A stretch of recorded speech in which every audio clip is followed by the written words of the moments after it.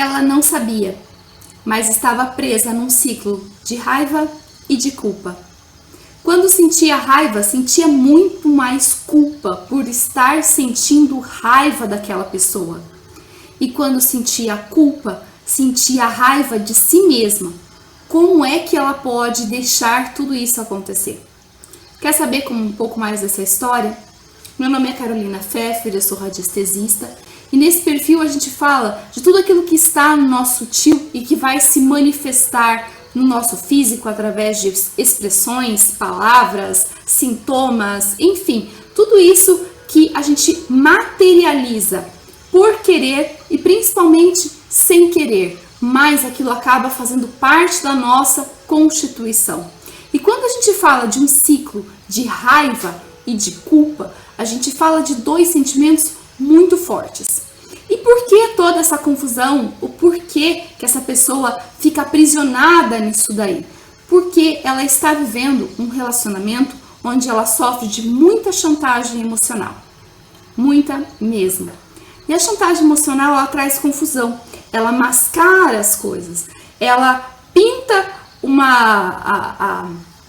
ela pinta as coisas de uma cor, ela pinta a fachada de uma cor, mas em essência, a intenção, a verdade sobre aquela ação da pessoa é bem diferente. Mas a fachada, aquilo que ela diz que tá ali, bonitinha, cor-de-rosa, bem dentro, de tudo aquilo que é esperado. Mas a intenção, aquilo que ela causa com essas atitudes é muito diferente. Isso é a chantagem emocional, isso é essa confusão toda que se estabelece. Eu não sei se você já teve contato com algumas pessoas narcisistas. Narcisismo é um transtorno de personalidade.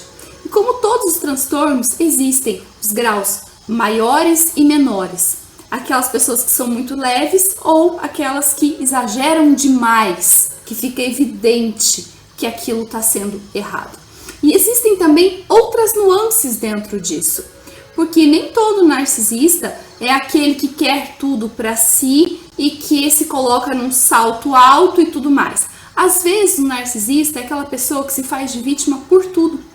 Então, se você se sentiu ofendido ou invadida por aquela atitude que você não pediu, por aquela opinião que você não perguntou, por aquilo que você não queria que acontecesse, a pessoa foi lá e fez, mas ela fez para o seu bem. Então você sente raiva da pessoa, mas ao mesmo tempo ela te gera uma culpa muito grande. E isso vai se alimentando nesse ciclo de raiva e de culpa. E não é só uma questão do narcisista. As relações abusivas, em geral, elas têm muito disso. Porque normalmente quem usa dessa chantagem emocional, dessa confusão mental, de tudo isso que acaba atrapalhando a nossa vida, é uma pessoa que não fez isso a primeira vez. Ou ele foi vítima de um pai, de uma mãe, de um cuidador que tinha esse tipo de comportamento. Então ele aprendeu desde muito cedo como se faz esse jogo, como se dá essa dinâmica de prender uma outra pessoa na raiva e na culpa. Mas uma culpa tão grande que vai deixar a raiva lá embaixo, vai deixar a raiva principalmente não admitida. Esse é o ponto principal. A pessoa não pode admitir que tem raiva, porque se ela sente raiva, ela sente muita culpa. E a culpa é tão insuportável que a gente nega tanto a raiva quanto a culpa. E a gente acaba que fica na mão dessa confusão toda e não chega a lugar nenhum. Ok, e como que a gente vai conseguir se desvencilhar de tudo isso, né? Então, pode ser que você tenha sido filha de uma pessoa narcisista. E quando a gente é filho, ou quando a gente é criança e convive com uma pessoa dessa, ou com um outro tipo de relacionamento abusivo, não só o transtorno narcisista, todas essas coisas que essa pessoa vai jogar em cima da gente, a gente aceita sem nenhum filtro. Porque nessa fase da vida, nós estamos formando a nossa autoimagem.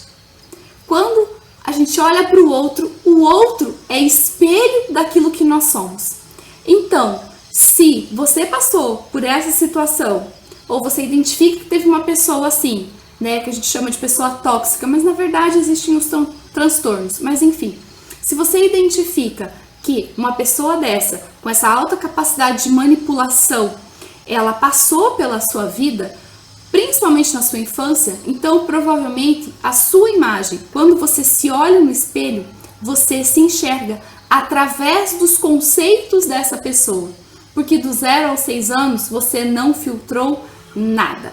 Tudo aquilo que falaram pra você, essa menina é nervosa, é geniosa, é brava, ela é muito difícil, essa daí, nossa, vai ser assim, assim, enfim, tudo aquilo que te falaram que você seria, você aceitou pra você, porque está formando a sua autoimagem. Do 0 aos 6 anos é assim. E a realidade de uma criança, ela é muito mais daquilo que é falado para ela. A realidade, ela é contada, ela é criada a partir daquilo que os outros, os adultos, dizem para ela que é. Isso é verdade. Quem tem filho sabe disso. As crianças podem ter tido um dia muito ruim, mas se você falar e repetir, daqui a pouco elas acreditam que aquilo que você está falando é o certo e não aquilo que elas vivenciaram. Elas duvidam daquilo que elas vivenciaram, as crianças. E nós somos a mesma coisa, em adultos já, porque nós aprendemos essa dinâmica. Então eu preciso de um outro que me diga quem eu sou. Quando eu olho no espelho, eu não sou capaz de me olhar de uma forma nítida e tranquila. Eu me vejo através daquilo que me falaram sobre mim, aquilo que me relataram sobre quem eu sou. Agora imagina só, uma pessoa que está nessa dinâmica desde muito cedo, de criancinha ali na vida, o quanto essa imagem, ela não está poluída, ela não está confusa e ela não está cheia dessas influências que não fazem parte dela. Mas o que acontece é que quem disse isso para ela tem um peso muito grande. Se você foi cuidado por uma pessoa, por uma mãe, por um pai, por uma avó que é narcisista ou que tem algum outro transtorno de personalidade, que ela sente essa necessidade tão grande de ou te exaltar como a filha perfeita, a criança perfeita, e você sempre tem que ser perfeita, porque todo mundo tem muita expectativa com você, olha só como você é importante, você não pode decepcionar ninguém. Tá, mas como que essa pessoa não decepciona ninguém? Ela precisa ser ela mesma. É muito difícil, é muito difícil. Ou então ela é o bode expiatório, é aquela que está sempre errada. Não, você nunca vai ser igual a sua prima. Não, você nunca vai ser igual ao seu irmão. Não, você nunca vai conseguir tais coisas. Ó, fulano conseguiu, mas isso daí não é pra você, tá? E por aí vai. São humilhações, são comparações, são vários mecanismos de lembrar para você o tempo todo o quanto você é pequena, o quanto você é insuficiente, o quanto você está abaixo da expectativa do outro, das outras pessoas, que você nunca vai alcançar. Então são dois mecanismos abusivos aí. Ou você pode ter sido muito exaltado como um modelo, né? Falar, nossa, olha só, todo mundo precisa ser igual a fulaninha, porque olha só como fulaninha é assim, assim, assim. Ok, mas será que ela é assim? Ou ela é simplesmente um ser humano normal que ainda está se descobrindo na vida e não precisa dessa carga de expectativa? Mas sim, foi colocado nela. Ou então entra nessa dinâmica bem mais, vamos dizer assim, evidente, bem mais nociva, com cargas muito mais pesadas, às vezes de humilhação, de comparação e principalmente de rejeição. Você nunca vai ser como a fulana, você nunca vai ser como a sua prima. Não, olha só como ela é muito melhor que você. E será que ela é muito melhor porque ela quer realmente ser melhor? Ou ela também está presa nesse ciclo de raiva e de culpa? Raiva porque não tem coragem, não tem a mínima coragem de dizer não àquilo que esperam dela e seguir aquilo que ela realmente quer fazer. E culpa, porque, poxa, Se eu estou refutando tudo isso que dizem pra mim, eu estou refutando as pessoas que me disseram isso. Então, por isso que eu falei, às vezes, quem nos fala, quem nos dá os adjetivos, quem nos classifica, a gente acaba confundindo aquilo que a pessoa fala com a própria pessoa, com a própria autoridade.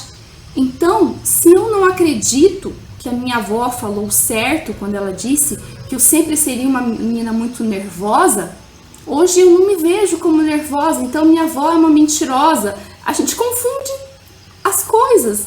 Não, a sua avó simplesmente projetou em você aquilo que ela sabia fazer, que era projetar as coisas. Porque para ela também foi dito, talvez coisas semelhantes. Ou coisas completamente opostas, ela não queria que você passasse por tudo aquilo que ela passou. Talvez tivessem olhado para ela e falado, com essa cara aí de tonga você não vai a lugar nenhum. E ela sempre se olha no espelho, ela olha pra ela e fala, nossa, que cara de tonga eu tenho, eu nunca vou pra lugar nenhum, eu não consigo fazer nada. Então, o que ela diz? Não, você tem que se agilizar, você tem que, ser mais dinâmica aí, vai lá, tem iniciativa, vamos lá. E daí ela fala pra você, não, essa menina vai ser geniosa, essa daí vai ter a personalidade forte, essa daí, vai fazer acontecer. Mas talvez você não seja assim. Nem 8, nem 80. Você é aquilo que você realmente é. Só que todo esse mecanismo de muita dependência emocional e principalmente essa confusão que se faz entre aquilo que é intencional e aquilo que realmente é passado para a pessoa como fala, né? Poxa, é pro seu bem que eu faço isso com você. Não é porque eu queria invadir a sua privacidade. Eu faço isso pro seu bem, tá? Eu tô falando isso pra você não sofrer lá na frente. E por aí vai. Então, os abusos, as formas de se intrometer na vida do outro, de ocupar os espaços, de arrombar as portas, de estar ali o tempo todo se metendo demais do que deveria, sempre vem com uma cobertura bonitinha, né? Com uma desculpinha bonitinha. E isso traz confusão emocional e uma profunda confusão mental. Só que como a gente quebra com esses ciclos todos, né? Porque é muito difícil. Primeiro, a gente tem que separar aquilo que é nosso e aquilo que é do outro. Poxa, aquilo que minha avó falou sobre mim pode não ser verdade, mas não quer dizer que a minha avó seja uma total mentirosa. Uma coisa é o que ela falou, outra coisa é o que ela é. Então eu gosto da minha avó, mesmo ela tendo dito tudo o que ela disse, por exemplo. Ou eu gosto do meu pai, mesmo ele tendo feito tais e tais coisas. Porque foi a forma como ele aprendeu também. Normalmente, filhos de narcisistas têm pais, avós, bisavós narcisistas. É um ciclo que vai se repetindo. É como se fosse o dominó que vai caindo. E se você não quebra esse ciclo em você, você vai repetir nos seus filhos e nos seus netos e tudo mais. Vai se repetir. Se você não toma consciência do quanto isso é ruim e danoso, principalmente, e o que você tem que fazer para quebrar isso daí, então você vai repetir. Então, a primeira coisa é separar aquilo que é a pessoa, aquilo que é a atitude da pessoa. E se essas duas coisas são da pessoa, não são minhas. Ok, é a segunda separação. Aquilo que é do outro, aquilo que é meu, é meu. Se eu não aceito alguma coisa que é do outro, não é porque eu não aceite o outro, que eu estou desprezando. Não, eu não aceito aquilo que ele diz sobre mim. É diferente, tá? Continuo gostando de você e tudo mais, mas não posso concordar com isso. Ok? Então, a segunda diferenciação. Tirar as mochilas das suas costas, daquilo que não é seu. Quando você se olhar no espelho, você não ter aquele filtro azul, cor-de-rosa, cinza, preto, enfim, te mascarando a situação. Quando você olha no espelho, você olha para aquilo que realmente você é. Mas, normalmente, quando a nossa visão está muito embaçada, a gente tende a olhar a nossa vida, a nosso ciclo, mais ou menos assim, ó. A gente pega isso daqui e vai manipulando, conforme aquilo que dá na cabeça. Não tem uma verdade aqui. O que tem é quando você deixa as coisas como elas são, então elas são claras. Mas quando você olha pelo prisma de que, essa menina vai ser assim no futuro, então muito daquilo que realmente você é, você não vai enxergar. Você está manipulado ali. Então, quando você desvencilha, você separa aquilo que a pessoa disse daquilo que a pessoa é, aquilo que a pessoa, vamos dizer assim, aquilo que ela representa de fato para você e aquilo que ela disse como coisas diferentes, então você tem mais liberdade para, no momento em que você começa a separar aquilo que é seu e aquilo que não é seu, então você consegue limpar esse filtro com mais paz, com menos culpa, porque é isso que traz muita culpa. Poxa, se aquilo que a minha avó falou tá errado, então ela tá errada. Então isso te traz culpa e você não quer ver. Sentir raiva de pessoas, principalmente pessoas que são importantes dentro da nossa vida, nos traz isso. E é muito complicado você lidar. Então, a partir do momento que você limpa o seu olhar e você vai colocando as coisas em cada lugar, então você tem mais paz para isso. Então você quebra o ciclo da culpa. Quando você consegue quebrar o ciclo da culpa, então você se permite ter raiva. Porque essa raiva está guardada aí há muito tempo.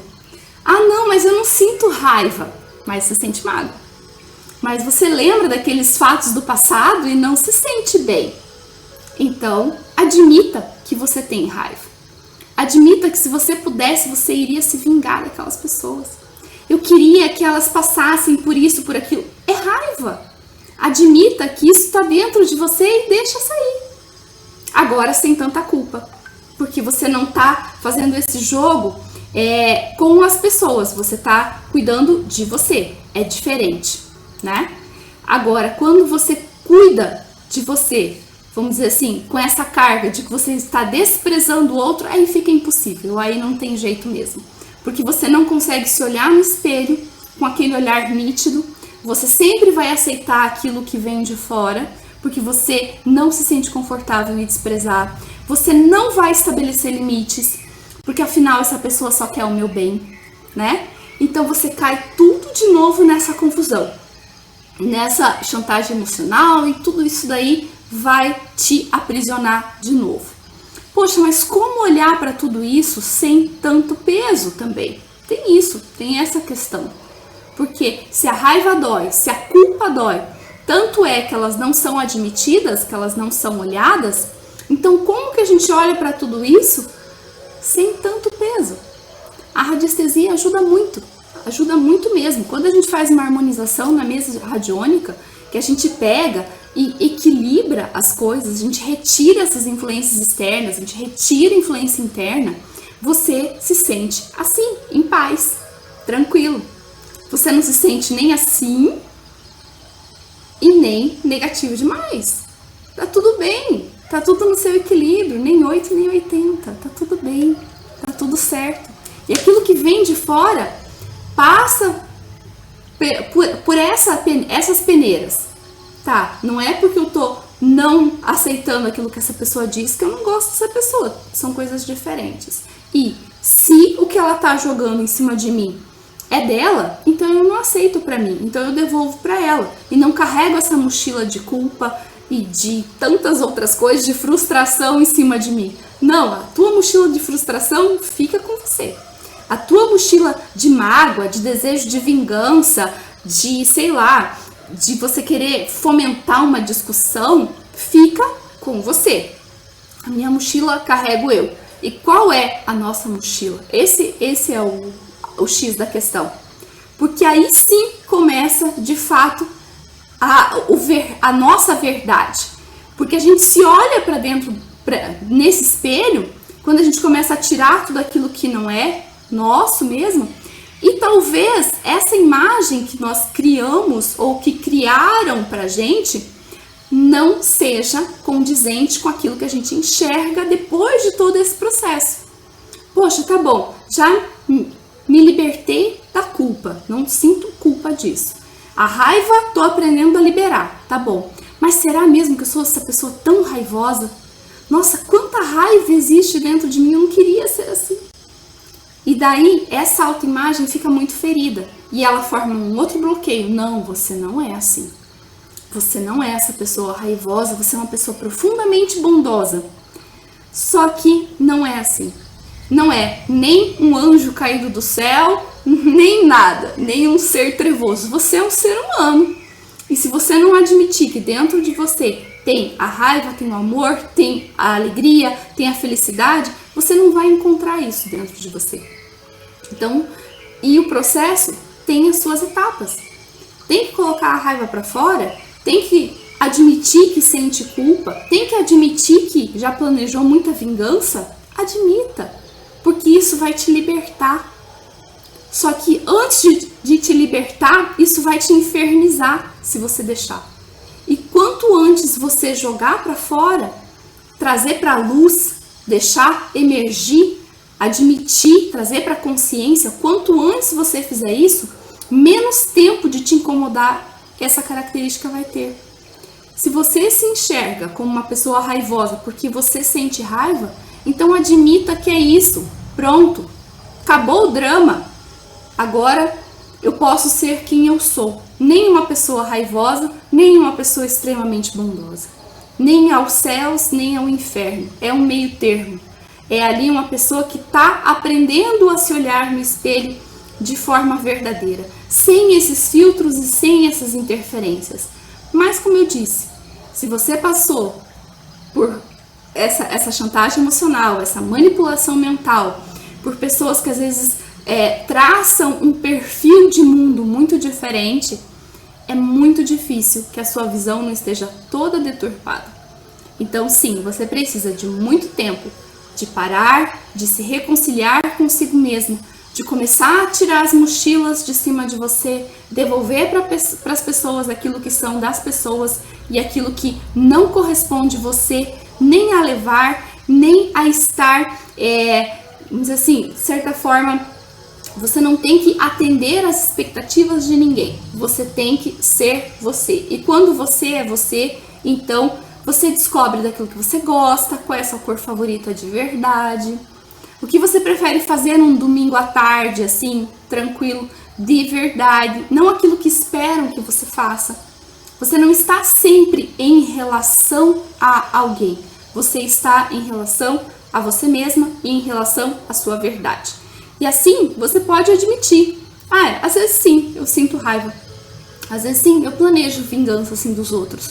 Não deveria, mas ainda faço. Sim, eu desejo que o outro se ferre quando ele me faz alguma coisa que eu não gosto. Sim, não deveria, mas eu faço.